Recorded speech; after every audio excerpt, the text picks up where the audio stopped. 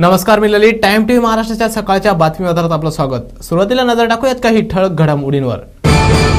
परंडा येथे उमेदवार बाळासाहेब पाटील यांच्या प्रचारार्थ पंकजा मुंडे यांच्या सभेचं आयोजन. भाजपचं भवितव्य ठरणार नव्या उमेदवारांवर, भाजपात 55 उमेदवार पक्षांतरित. उद्धवांचा बीजेपीवर हल्लाबोल, मोदी महाराष्ट्राचे तुकडे करायला आले असल्याची टीका. आता वळूया सविस्तर वृत्ताकडे. सर्वीकडे प्रचारांना जोर आला असतानाच आज परंडा येथे उमेदवार बाळासाहेब पाटील यांच्या प्रचारासाठी पंकजा मुंडे व महादेव जानकर यांच्या सभेचं आयोजन करण्यात आलं होतं. यावेळी काँग्रेस आणि राष्ट्रवादीला महाराष्ट्रातून हद्दपार करा अशा शब्दात पंकजा मुंडे यांनी टीका केली आहे. पंकजा मुंडे यांची हात बळकट करण्यासाठी व गोपीनाथ मुंडे यांच्या स्वप्नातील महाराष्ट्र घडवण्यासाठी बाळासाहेब पाटील यांना विजयी करण्याचं आवाहन महादेव जानकर यांनी केलं. यावेळी बोलताना जानकर म्हणाले, मोदींचा चहा आणि बाळासाहेबांची कपबशी घेऊन मी तुमच्यापर्यंत आलोय, म्हणून बाळासाहेबांना प्रचंड बहुमतांनी विजयी करा असं ते म्हणाले. महाराष्ट्रात बीजेपीचं सरकार येणार असा विश्वास पंकजा मुंडे यांनी यावेळी व्यक्त केला. सरकार आणून दाखवण्याचा आम्ही निश्चय केला. या महाराष्ट्रात भाजपचं महायुतीच्या घटक पक्षांबरोबरचं सरकार हे स्थापन होणार आहे. त्याला भाव नाही, शेतमजुराला ताकद नाही, हाताला काम नाही. या तरुणांच्या हातामध्ये रोजगार देण्याच्या वेळी या तरुणांना यांनी रिकामं ठेवून, तरुणाई ही जी शक्ती आहे, ही ताकद आहे, नाहीतर हे एक स्फोटक आहे. आणि म्हणून मला या तरुणाईच्या ताकदीला न्याय देतात. नांदेडमध्ये काल उमेदवारांच्या प्रचारार्थ मनसेचे अध्यक्ष राज ठाकरे यांच्या सभेचं आयोजन करण्यात आलं होतं. यावेळी बोलताना त्यांनी काँग्रेस आणि राष्ट्रवादीला आपल्या निशाण्यावर ठेवलं होतं.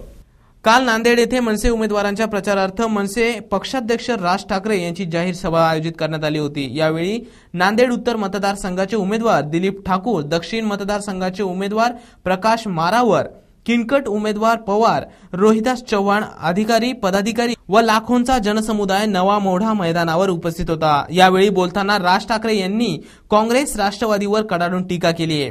ते म्हणाले, एवढी वर्ष महाराष्ट्रात सत्ता असून सुद्धा महाराष्ट्रात तरुणांना नोकरीसाठी कुठल्याही प्रकारच्या सुविधा उपलब्ध नाहीयेत. यावेळी त्यांनी अशोक चव्हाणांवरही निशाणा साधला. जी जनता यांना विश्वासाने निवडून देते त्या जनतेलाच ही लोक धोका देत आहेत. माझी सत्ता महाराष्ट्रात आल्यानंतर मी पर्यटन व्यवसायातून महाराष्ट्राचा विकास करेल, जास्तीत जास्त कारखाने महाराष्ट्रात आणण्याचा प्रयत्न करेल, मनसेला जास्तीत जास्त मतांनी विजयी करण्याचं आवाहन त्यांनी यावेळी जनतेला केलं आहे.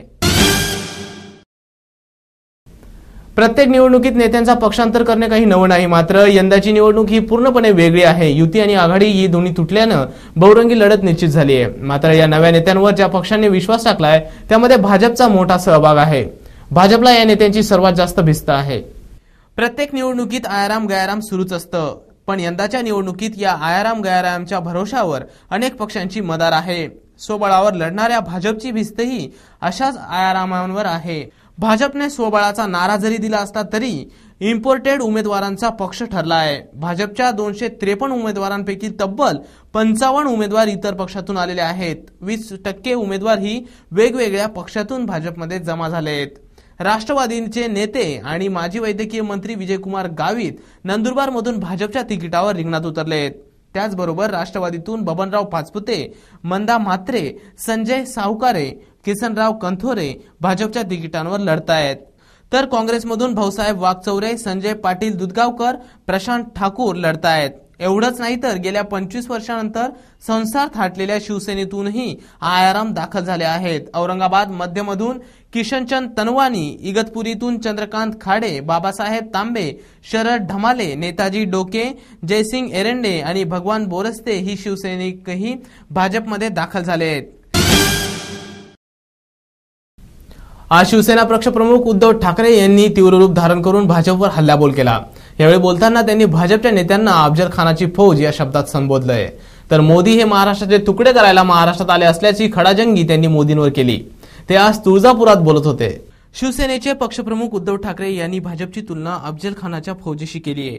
महाराष्ट्र जिंकायला अफजल खानाची फौज आली आहे. नरेंद्र मोदी हे महाराष्ट्राचे तुकडे करण्यासाठी आले आहेत. त्यांना मी भुईसपाट करणार अशी घणाघाती टीका उद्धव ठाकरे यांनी केली आहे. ते तुळजापुरात बोलत होते. शिवसेना पक्षप्रमुख उद्धव ठाकरेंची उस्मानाबाद जिल्ह्यात तुळजापूरमध्ये सभा पार पडली। जिल्ह्यातील शिवसेनेचे उमेदवार सुधीर पाटील, ओमराजे निंबाळकर, ज्ञानराज चौगुले आणि ज्ञानेश्वर पाटील या उमेदवारांसाठी ही प्रचार सभा आयोजित करण्यात आली होती। विशेष म्हणजे तुळजापूर मतदारसंघावरून महायुतीत वाद झाला होता। या जागेसाठी शिवसेनेने प्रतिष्ठा पणाला लावली आहे। त्यामुळे उद्धव ठाकरे तुळजापुरात काय बोलणार याकडे सर्वांचं लक्ष होतं। उद्धव यांनी पुन्हा युती तोडण्यासाठी भाजपला जबाबदार धरलंय। भाजपकडे मुख्यमंत्री पदाचा चेहरा नाही, त्यामुळे त्यांना पंतप्रधान नरेंद्र मोदींना सभा घ्याव्या लागत आहेत। त्यांच्यासोबत केंद्रीय मंत्रिमंडळाची टीमही इथं आली आहे। महाराष्ट्र जिंकायला आलेली ही अफजल खानाची फौज आहे, अशी तुलनाच उद्धव ठाकरे यांनी केली आहे। लोकसभेत मोदी पंतप्रधान व्हावेत असं स्वप्न आम्हीही पाहिलं होतं, तशी मतही आम्ही केली आणि ते स्वप्न आता पूर्ण झालंय। तेच दुसरीकडे मला हरवण्यासाठी स्वतः मोदींना म्हणजेच पंतप्रधानांना तासगावमध्ये यावं लागलं, या शब्दात राष्ट्रवादीचे नेते आर पाटील यांनी भाजपवर शेरेबाजी केली आहे। यानंतर या सभेत मूर्ती लहान पण कीर्ती महान या शब्दात शरद पवारांनी पाटील यांची पाठ थोपटली। पंतप्रधान नरेंद्र मोदी यांनी रविवारी सांगलीमध्ये सभा पार पडली। यावेळी त्यांनी राष्ट्रवादीवर सडकून टीका केली होती। त्यांच्या टीकेचा समाचार घेत आर पाटील यांनी तुफान फटकेबाजी केली। माझ्या पराभवासाठी देशाच्या पंतप्रधानांना प्रचारासाठी आणावं लागलं, यावरूनच भाजपची काय ताकद आहे ते दिसून येत आहे, असा टोला त्यांनी भाजपला लगावलाय। तर शरद पवारांनी मोदींवर सडकून टीका केली। नरेंद्र मोदी आणि आर पाटील यांच्या विरोधात मतदारसंघात सभा घेतली। मी नरेंद्र मोदींना सांगू इच्छितो, आमचा आर पाटील दिसायला गडी लहान, पण कर्तृत्वाने त्याचा कुणी हात धरणार नाही। देशाचा पंतप्रधानांना यावं किंवा अन्य कुणीही आलं तरी आर पाटील समोरच्याला धोपी बचाड दिल्याशिवाय राहणार नाही, याच्याबद्दल माझ्या मनात शंका नाही, असं ते यावेळी बोलताना म्हणाले। कोल्हापूर जिल्ह्यामध्ये 10 विधानसभा मतदारसंघात एकूण 121 उमेदवार यावेळेस विधानसभेच्या रिंगणात आहेत। त्यापैकी सर्वच ठिकाणी बहुरंगी लढत असून सर्वात जास्त उमेदवार 18 उमेदवार हे चंदगड या मतदारसंघामध्ये आहे। या संघामध्ये 21 उमेदवारांनी माघार घेतली असून सर्वच पक्ष या उमेदवारांचा पाठिंबा घेण्यासाठी प्रयत्न करत आहेत। सर्वच पक्ष एकमेकांवर टीका टिप्पणी करत असताना काँग्रेस कसा गप्प राहील? सरळ राष्ट्रवादीला दोष देत राज्याच्या चाव्या मोदींच्या हातात जायला फक्त राष्ट्रवादी जबाबदार असल्याचा आरोप पृथ्वीराज चव्हाण यांनी केलाय। ते आज नंदुरबारमध्ये बोलत होते। आघाडी तोडून सरकारचा पाठिंबा काढून घेतल्यानेच राज्यात राष्ट्रपती राजवट आलीये। राष्ट्रवादी काँग्रेसने अप्रत्यक्षरित्या राज्याच्या चाव्या काही दिवसांसाठी का होईना मोदींकडे सुपूर्द केल्या आहेत।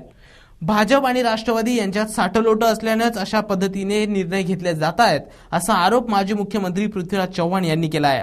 नंदुरबारमध्ये काल झालेल्या प्रचार सभेत ते बोलत होते। या सभेत त्यांनी मोदी आणि राष्ट्रवादीवर चांगलीच टीका केली आहे। मोदी देशाचे पंतप्रधान आहेत की गुजरातचे, असा सवालही त्यांनी उपस्थित जनतेला केला आहे। पालघरमध्ये मंजूर झालेली सागरी सुरक्षा अकादमी गुजरातमधील द्वारका येथे नेण्यात आल्याचा आरोपही त्यांनी केला आहे।